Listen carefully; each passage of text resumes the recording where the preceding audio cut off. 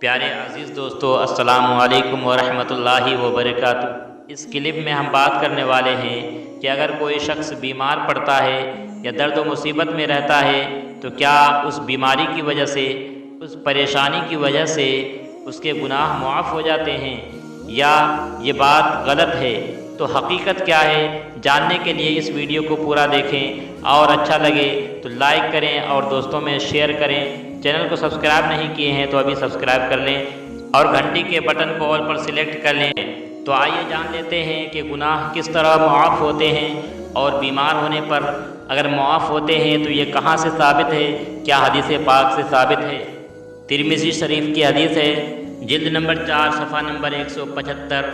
کہ جب قرآن کریم کی یہ آیت اتری، من یعمل سوءا یجز بہ، جو سورۃ النساء آیت نمبر 123 میں ہے، جس کا ترجمہ ہے کہ جو کوئی برا کام کرے گا اس کی سزا پائے گا۔ اس موقع پر حضرت ابوبکر صدیق رضی اللہ تعالیٰ عنہ فرمانے لگے کہ اے اللہ کے رسول صلی اللہ تعالیٰ علیہ وسلم، خوشی ختم ہو گئی، اس لیے کہ اللہ تبارک و تعالیٰ نے فرما دیا کہ جس نے بھی جو غلطی کی، کوتاہی کی، اسے اس کی سزا ملے گی۔ اے اللہ تبارک و تعالیٰ کے رسول صلی اللہ علیہ وسلم، اس آیت کریمہ کے بعد تو خوشی نہیں ہے، کون ہے جو غلطیوں سے پاک ہے؟ یا رسول اللہ صلی اللہ تعالیٰ علیہ وسلم، غلطی تو کسی نہ کسی طرح ہو ہی جاتی ہے۔ اس پر آپ صلی اللہ تعالیٰ علیہ وسلم نے فرمایا، صدیق، جب تو بیمار ہوتا ہے تب بھی تیرے گناہ معاف ہوتے ہیں،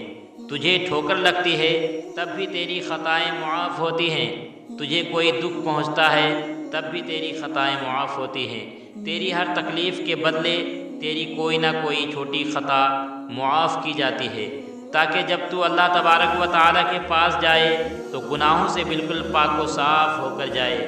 تو پیارے ناظرین کرام، حدیث رسول صلی اللہ تعالیٰ علیہ وسلم کے مطابق